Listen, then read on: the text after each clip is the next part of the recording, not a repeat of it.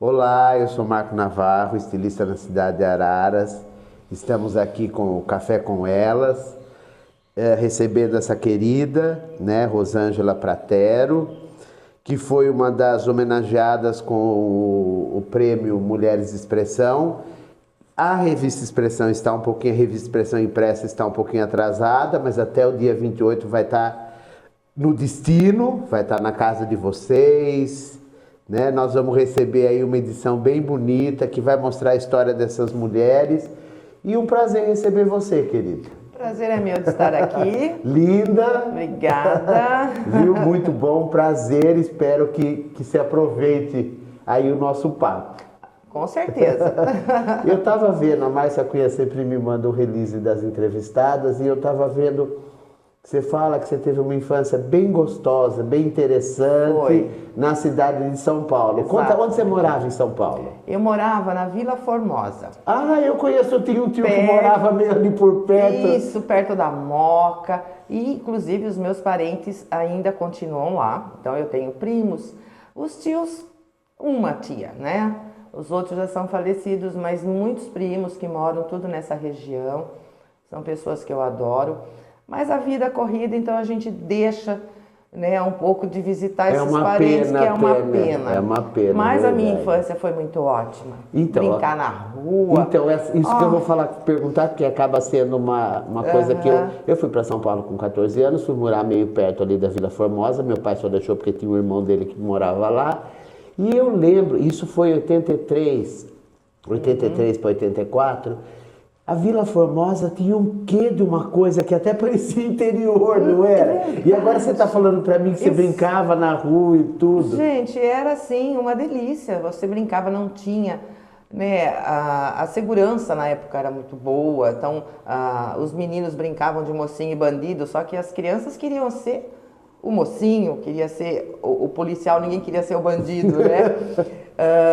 Mas assim, a gente brincava na rua, tranquilo. Aí quando estava na hora do pai chegar, e a mãe já chamava, então aí cada um ia correndo, tomar banho, esperando o pai chegar. Mas é uma coisa de cidade do interior mesmo, exatamente. Né? Foi assim uma infância muito boa. Até os 13 para 14 anos. Como você foi com essa idade, eu vim para cá. Meu pai foi transferido, ele era funcionário público do estado, aí ele foi transferido. Tinha algumas opções de interior, e aí nós viemos visitar Rio Claro, Araras, e acabamos optando por Araras. E aí você vem com 14 anos para cá. 14 anos para cá. Deixando toda uma história, amigos, é sofrido, não é? No começo é bem sofrido, até você acostumar. Mas aí depois, Araras é um encanto, né? E consegui meu primeiro emprego, né? Com 14 anos já, na época podia, né? E aí vai, né? No emprego você acaba conhecendo pessoas, fazendo amizades. A escola também, né? Estudei no Cesário Coimbra na época, maravilhosa, né? Não que não seja hoje, mas estou dizendo, na época o glamour do Cesário. Era uma escola modelo, né? Exatamente. Era referência o Cesário Coimbra, era, né? Uma referência. Você teve aula com a Regina Dalva? Tive. Miquelin, que era a sumidade no português. Nossa, gente. Não, foi assim também muito bom ter mudado para cá, e tô aqui até hoje. E aí essa história profissional, você começa com 14 anos a trabalhar, que hoje não pode, né? Hoje não pode. Hoje não pode, mas sobrevivi. Eu acho que mas eu acho que eu também comecei a trabalhar muito novo. Eu acho que faz tão bem pra gente, nossa, né? É ótimo. Você vai desenvolvendo os relacionamentos, você vai conhecendo pessoas. Você vai amadurecendo. Você vai amadurecer. Eu acho que a gente amadurece. Quando a gente começa a trabalhar muito cedo, a gente amadurece. Nós estávamos falando agora há pouco de relacionamentos, né? E eu brinco com a minha psicóloga, eu falo, Ana, tem gente que ficou preso na 5ª série. Então você vê uma pessoa adulta com procedimento que você fala, meu Deus, mas ela tem 30, 40 anos, ela arruma uma encrenca, ela arruma uma briga, ela entra numa situação tensa, ela volta, parece que ela está presa lá na 5ª série, ela infantiliza, ela fica, né? E a gente que começa a trabalhar cedo, a gente pula essa etapa. A gente se desprende da 5ª série, né? Não, eu não lembro de ter passado a adolescência, né? Eu também, a mesma coisa. Não lembro, eu acho que eu pulei da infância para a vida vida adulta, né? Porque você já começa a trabalhar, se expor a uma responsabilidade. E nesse período, você foi trabalhar porque você queria seu dinheirinho. Exatamente. Exatamente. Eu estudava já à noite, né? Então, durante o dia, brincar, você já não brincava, né? 14 anos. Então, eu fui trabalhar. Consegui, trabalhei numa malharia. Se eu não me engano, Arabel, se eu não me engano. Arabel, muito tradicional na cidade. Do seu Joaquim. Eu lembro de tudo. Não, na verdade, que eu tenha tido algum relacionamento com essa confecção. Mas eu tenho uma irmã mais velha, minha irmã mais velha, sempre, ela também tem essa coisa muito do dom manual, ela costurava. Então ela costurou na Arabel, tinha uma outra que era Gil Rose, que ela também trabalhou. Sim. São as confecções da época, que na verdade existia um polo de confecção em Araras. Tinha. Depois hoje a gente vive o advento da China, as confecções todas, as tecelagens todas quebraram, infelizmente. É verdade. E daí você vai... Aí eu fui para Implementos Agrícolas Trevisan, do seu José Trevisan. Pai da Adriana. Pai da Vera. Da Vera. Ah, não, então... irmão da Vera. Tá. A Vera foi quem me ensinou a parte, aí já comecei na parte administrativa, devo muito a ela. Trabalhei um tempo lá. Aí eu fui trabalhar com o seu Humberto Bolognese, pai do Gino, né? Pai do Humberto, do Pedro. E aí eu trabalhei alguns anos. Eu trabalhava na parte administrativa da Autopeças, né? Que eles tinham, a Champion. E de lá eu fui para a Torque. Aí para a Torque foi quase 6 anos. Na verdade, você trabalhou em grandes empresas em Araras, né? E assim, na Torque eu já estava indo para a faculdade, né? Eu sou bacharel em contabilidade, bacharel contábil, e eu fui trabalhar nessa área na Torque. Então, para mim, foi assim maravilhoso. E quando eu terminei a faculdade, eu passei o concurso da Caixa. E aí eu saí da Torque realmente para ir para a Caixa. Porque era uma empresa rígida, mas era uma empresa que eu aprendi muito, sou muito agradecida também. Aliás, eu sou agradecida por tudo que aconteceu na minha vida. Eu acho que tudo é aprendizado, né? Tudo é evolução. Então, assim, eu agradeço todas as pessoas que passaram pela minha vida. E você está falando uma coisa que para mim faz tanto sentido. Eu gosto muito do Ariano Suassuna. Que as pessoas, que quem não conhece, quando a gente fala que foi o autor do Alto da Compadecida, ele escreveu aquela história, porque não é real, então é história, não é história. E ele fala que a vida é assim, toda história boa, toda história ruim de contar, toda história ruim de viver é boa de contar.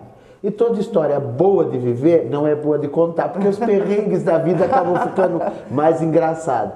Mas eu acho que são, assim, as dificuldades, os entraves, os revés da vida que vão formando o nosso caráter. Exato. E vão trazendo, não tem aquele ditado que não mata fortalece? Com Se certeza. A gente não morrer dessas adversidades, a gente acaba saindo fortalecido. E esse preparo que você mostra para mim, que você tem da infância e depois você já começa a trabalhar na adolescência, eu vejo que isso te traz, é como se fosse a coluna, né? Sim. Dorsal, aquela coisa que traz. Isso vai estruturando você para todo o processo da sua existência. Exato. E quando você fala dessa infância tranquila, porque você me passa que a infância foi muito tranquila. Foi tranquila. Eu ia na escola com 7 anos, já na primeira série, sozinho. E não era tão perto da minha casa. Eu andava aí uns 6, 7 quarteirões, eu atravessava uma avenida. E eu já ia sozinho. Então, assim, a qualidade antigamente em São Paulo, nossa, 1000 vezes melhor do que hoje em São Paulo, né? Hoje as crianças que moram em apartamento nem descem para brincar no playground sozinhas. Então, a minha infância foi ótima. E ela norteia toda a sua existência, né? Porque é a base, é uma coisa muito pessoal, é uma coisa muito pessoal. Mas você me fala, seu pai trabalhava com o quê? Ele era funcionário público do Estado. Tá, então seu pai sempre foi o provedor. Sim. Né? E aí, pô, você acaba tendo uma infância privilegiada, principalmente num tempo que Dava, se não fosse o privilégio de ter um pai que bancava uma casa, que provia Sim. tudo, você tinha o privilégio de ser uma criança que brincava, que tinha acesso, mas você teve os dois, né? Você teve um pai que cuidava da casa financeiramente e te deu a oportunidade de viver. Eu acho que o que você está me falando me remete a uma coisa assim, você teve a oportunidade de viver cada fase da maneira certa. Sim. Quando você chega na adolescência, como eu, você dá um pulinho. Isso também eu acho que ficou tranquilo. E quando você volta para Araras, seu pai continua o provedor da casa, você começa a trabalhar, o seu salário é todo seu. Você precisou ajudar em casa? Não, eu ajudava. Eu sou a mais velha de 4, né? Então, quando nós viemos para Araras, a minha mãe teve o caçula, que foi o temporão, que a gente fala, né? Depois de raspa do tacho, né? Raspa do tacho, exatamente. Nós somos caipiras. Você não, você tá lá em São Paulo, é capital. Não, mas eu já estou há muito tempo aqui. Mas aí eu ajudava sim. Eu sempre tive essa... Eu também sou um pouco provedora, né? Então, mas é uma coisa que daí é da gente, você entendeu? Da gente. Eu também não, graças a Deus, eu tive um pai provedor. Se não fosse também, a gente precisasse ajudar, não teria problema, eu teria. Mas eu aí inventava, mãe, vou reformar essa casa, vou mudar isso. É uma coisa, eu acho que meio da gente, né? Uma coisa da vou gente. mexer aqui, vou fazer isso, vou fazer aquilo. Se sentir importante. Mas aí a gente começa nessa adolescência a trabalhar e começa a ter o nosso dinheiro. E a gente começa a fazer as nossas vontades. Eu falo que não existe coisa mais gostosa. É verdade, meu primeiro carro eu comprei com 18 anos. E você como mulher, sabe, não precisar pedir dinheiro para ninguém para comprar um batom, para comprar uma lingerie bonita, uma roupa bonita. Exatamente. Não é? Muito bom. Isso é perfeito, né? Eu imagino. Isso é perfeito. E até hoje é assim, né? E aí você se torna essa mulher que a gente percebe... Que consegue se cuidar, que tem uma estrutura assim, você não precisa, porque a gente volta, vamos dizer, alguns anos atrás, existia aquela coisa da mulher moldada para cuidar da casa, para fazer a comidinha, para cuidar dos filhos, que não tem nada de errado nisso, mas às vezes a mulher nesse processo de educação, ela entra num processo de uma codependência, ela acaba sendo sempre dependente de alguém. E quando você se torna, quando você vem dessa adolescência, essa menina que já começa a trabalhar, pelo que você fala, quando você ia para a escola novinha, seu pai e sua mãe já te deu autonomia, então você tinha uma certa... Você podia tomar suas decisões e tudo aquilo. Quando você começa a entrar na vida adulta, você começa a namorar. Sim. E aí os homens têm um pouco de medo dessas mulheres mais fortes, não tem? A minha pergunta Até hoje, né? Até hoje. Parece que essa mulher forte, empoderada, ela assusta um pouco. Mas acho que ela assusta os homens que não são tão fortes. Que não são seguros, né? Não são seguros, exatamente. Porque a relação é para somar, não para dividir. Né? Então, uma mulher forte, ela precisa de um homem forte também. Porque aí, somando-se as forças, se torna um casal muito mais forte. Né? Mas tem uma resistência aí. Você começa, o seu primeiro namorado você tinha que idade? Olha que coisa interessante. Olha, tô levando a entrevista para esse lado. Mas eu adoro falar da minha infância, gente. Olha... Eu acho que eu devia ter aí uns 16 anos. Tá numa idade boa para começar a namorar. Tava numa idade boa. Já era que era. E o namoro também era bem diferente do que é hoje, né? Com certeza. Você entrava no relacionamento, tinha todo um processo, um percorrer, né? Até o primeiro beijo, tem umas coisas. É claro que em todo tempo tem gente de todo tipo, mas a gente vê eu acho que essa ingenuidade que você fala da infância, que tinha uma coisa ingênua na história, né? Tem uma fantasia, uma coisa um pouco lúdica. O romance, né? Antigamente era muito romantizado, né? Não que hoje não seja bom, é ótimo. Mas as meninas antigamente, de 14, 15 anos, elas imaginavam namorando, imaginavam um príncipe encantado, né? E hoje mudou muito, hoje mudou bastante. Mas antigamente era isso mesmo. O meu primeiro namorado, acho que eu tinha uns 16 anos. os 16 E anos. na sua cabeça de adolescente, você já não estava naquele processo daquele adolescente perdido, um pouco chato, que não sabe o que quer. Mas existia toda essa coisa romântica, eu quero casar, eu quero um vestido de noiva. Tinha isso? Tinha. Tinha sim. E eu casei, sim. Casei com um vestido maravilhoso, uma festa maravilhosa.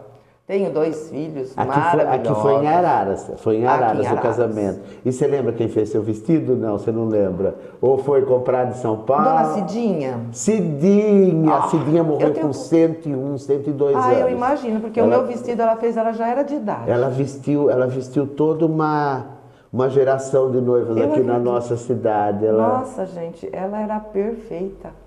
Meu vestido foi do jeitinho que eu pedi, do jeitinho que eu quis. Que coisa, já trabalhava para isso, né? Já trabalhava. É verdade. E aí você se casa e tem 2 filhos. Você tem 2 meninos. Não, eu tenho um casal. Um menino e uma menina. Um menino e uma menina. A menina chama como? Janaína. Janaína. E o menino Carlos William. Muito diferente do que a menina e menina, ou mais ou menos a mesma coisa? Olha, mais ou menos a mesma coisa, né? E assim, quando eu casei, já estava na Caixa, tive meus filhos na Caixa, só tive aquela licença né? Que era bem diferente do que é hoje. 4 meses. Né? Então, assim, eu sinto a falta de ter cuidado mais deles. Então, assim, eles cresceram com babá, com empregada. Eu saía cedo, né? Eu trabalhei muito na Caixa fora de Araras. Eu vim para Araras, os meus filhos já estavam quase na adolescência, né? Então, eu viajava, então eu passava o dia fora. Então, hoje eu sinto essa falta de ter convivido mais com eles na parte da infância. Que foi o que você teve na infância, né? Que foi o que eu tive, exatamente. E aí, por conta do seu trabalho, você teve que... A gente tem que abrir mão de alguma coisa, né? Mas assim, a gente compensava a noite, fim de semana, então a gente viajava bastante. Viajei bastante com eles. Mas, eu não sei, como mãe a gente sente um pouquinho... Porque assim, acho que na verdade a mãe não quer que o filho cresça, né? Então hoje eles já são adultos, né? Então hoje eu teria um tempo maior para curtir. Só que agora não dá mais, né? Mas quem não tem tempo são eles, né? Agora, verdade. Eu não sei quem falou outro dia que eu vi, eu sou muito curioso, mas uma pessoa estava falando, acho que num vídeo que eu vi, acho que no YouTube, que a gente devia ter 2 vidas, uma para aprender, outra para viver. Que quando a gente tá ficando bom, tá chegando a hora de partir. É verdade. Não é? Porque você fala, nossa, experimentei tantas coisas agora, você vê, agora você está num período, você continua trabalhando. Eu continuo trabalhando, agora eu sou empresária. E você trabalha com o que hoje? Eu continuei o que eu aprendi na Caixa. Eu tenho um correspondente bancário Caixa e hoje eu faço financiamento habitacional, que é o meu forte. Tem outras coisas, né, que o correspondente pode fazer, mas eu foquei no habitacional. Eu gosto. E é uma coisa que você tem a oportunidade de ajudar tantas pessoas, não é? E ajudei. E é muito gratificante. Às vezes, eu, por exemplo, estou no mercado, em algum lugar assim, que eu olho alguém, eu falo, nossa, eu já conheço essa pessoa. A pessoa me vê e vem. Oi, Rô, tudo bem? Nossa, ainda estou naquela casa que eu financiei com você. Nossa, estou sempre lembrando de você, você me ajudou, você me deu dicas de como que eu tinha que fazer. Então, isso é gratificante, porque as pessoas não esquecem aquilo que você faz de bom, né? E isso já faz quanto tempo que você trabalha nessa área? Como correspondente, 14 anos. 14 anos. E fala para mim, a gente teve o período aí da pandemia, isso por 14 anos, sim, né, já é antes. Eu sinto o Brasil meio amarrado. Eu falo freio de mão puxado, sim, uma coisa. Eu tenho minhas convicções políticas, mas não vou colocar aqui, que eu acho que nem é necessário.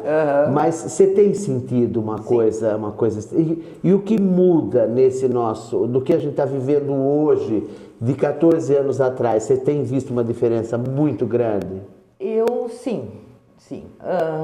Tivemos um período que o crédito ele era mais fácil. Hoje está um pouquinho mais, não digo difícil nem complicado, mas antigamente não tinha tanta, como é que eu posso explicar? Pendências. Não tinha tanta troca de informações, por exemplo, com o Banco Central. Né? Então, se você tinha uma pendência no Bradesco, a Caixa talvez não fosse enxergar. Né? Aquela troca de informações é de um pouco tempo para cá. Então, hoje, se você teve alguma pendência em outro banco, o outro banco consegue enxergar. E Você não consegue fazer seu financiamento? Não, muitas vezes não. Aí você tem que voltar lá atrás, aonde você teve essa pendência. Resolver essa pendência. E aí sim, esperar um tempo, como se fosse um castigo, né?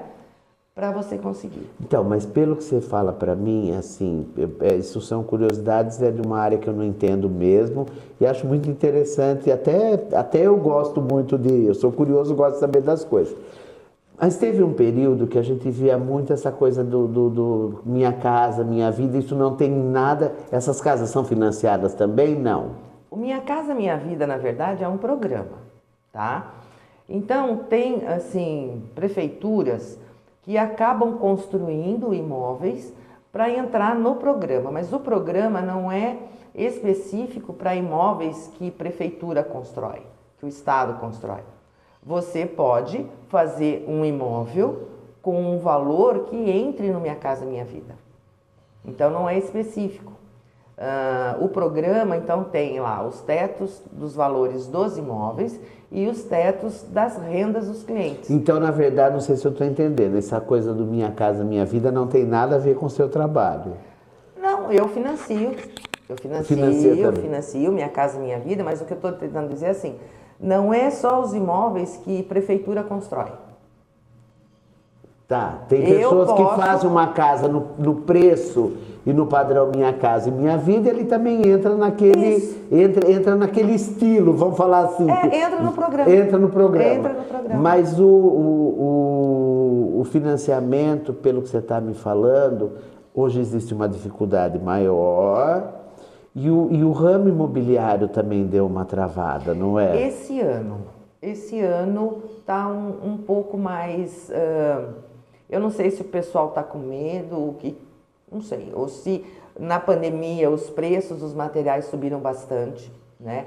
Então hoje, quem construía para vender no Minha Casa Minha Vida, hoje já não consegue mais, tá? E então aí, dentro do Minha Casa Minha Vida é mais fácil, porque aí é para cliente com uma renda menor que acaba conseguindo, né? Mas tem que achar o imóvel também, porque tanto o imóvel como o cliente tem que entrar no programa. Não é só o imóvel, não é só o cliente. Os dois têm que estar em sintonia ali para a coisa acontecer, para sair o financiamento. Você sabe que eu acho nós brasileiros, eu amo a nossa personalidade, acontece uma tragédia, daqui a pouquinho tem 1000 piadas. Tem hora que eu fico chocado, porque eu acho que a tragédia é muito séria, mas eu acho que o brasileiro é muito bem-humorado, mas eu também acho que o brasileiro tem uma tendência a... Eu brinco que... Outro dia eu estava conversando com um amigo, eu falei, gente, nós estamos ouvindo marcha fúnebre, né? Pam, pam, e estamos brincando carnaval. O balancê, tá todo mundo dançando balancê. E eu sinto que existe uma coisa que é bem do nosso país mesmo, que é essa coisa mais... deixa pra lá. E a gente tem vivido um tempo difícil, as pessoas fazem de conta que não está acontecendo nada. Exato. E você no seu ramo deve sentir bem de perto, né? Sim. Porque você trabalha com... Eu faço roupa de festa. Se uma pessoa não fizer comigo, ela vai para o Bom Retiro e compra um vestido pronto, ela vai numa costureira, ela vai... Agora a casa é uma coisa, é um direito de primeira necessidade. Ninguém pode... Até mora na rua, mas é uma tristeza, é uma tragédia, não é? Então eu vejo que você está muito ligada, a sua profissão te leva a uma coisa muito básica, que é o mesmo que alimento.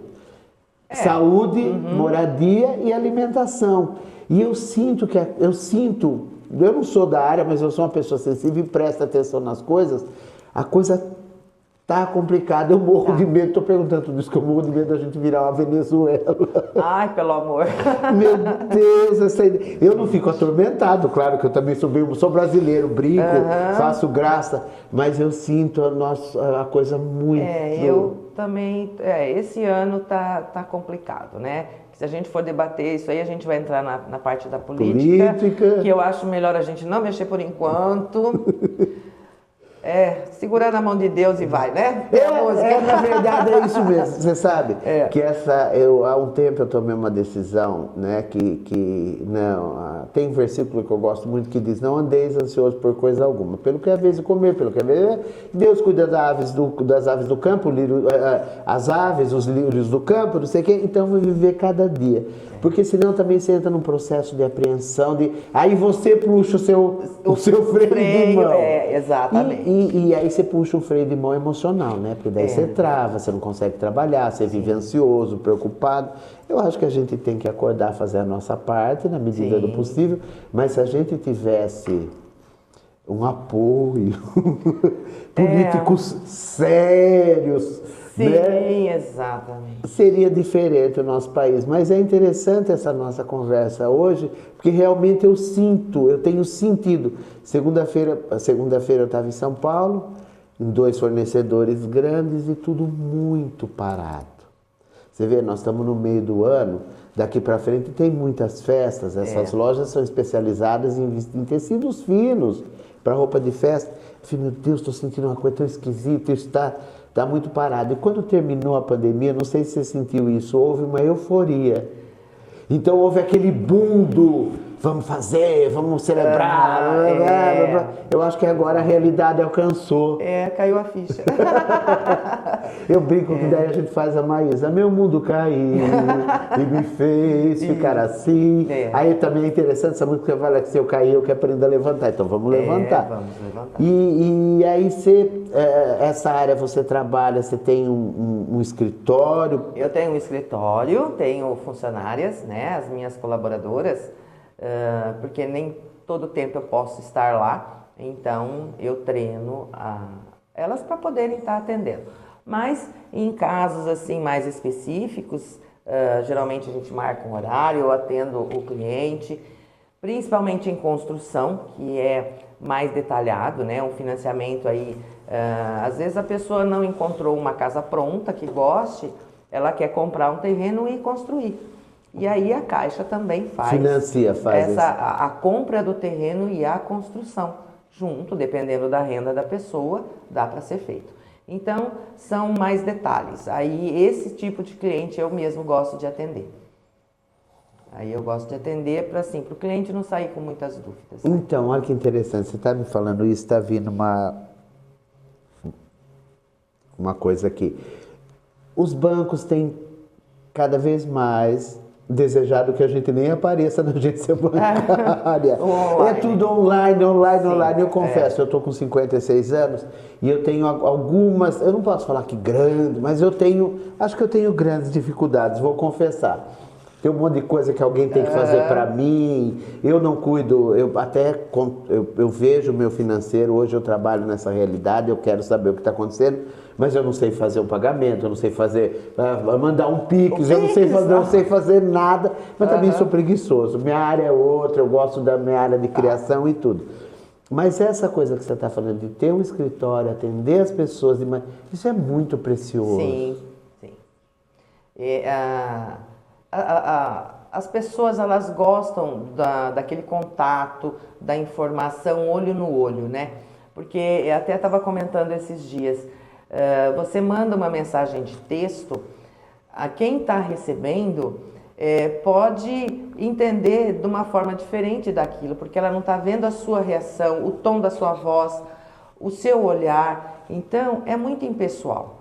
Esse negócio de 0800, então, que você conversa com um computador, digita isso, digita... Gente, é tão gostoso você ir num lugar, ser atendido por uma pessoa.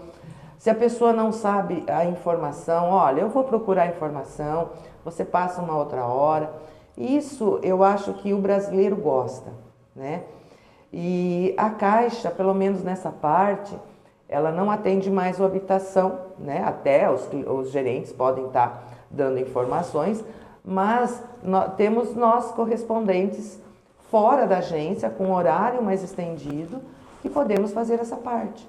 E essa coisa da atenção é primordial, exatamente. Porque às vezes você está tão perdido, como tudo mudou muito, eu também tenho fornecedores que acabam vendendo online.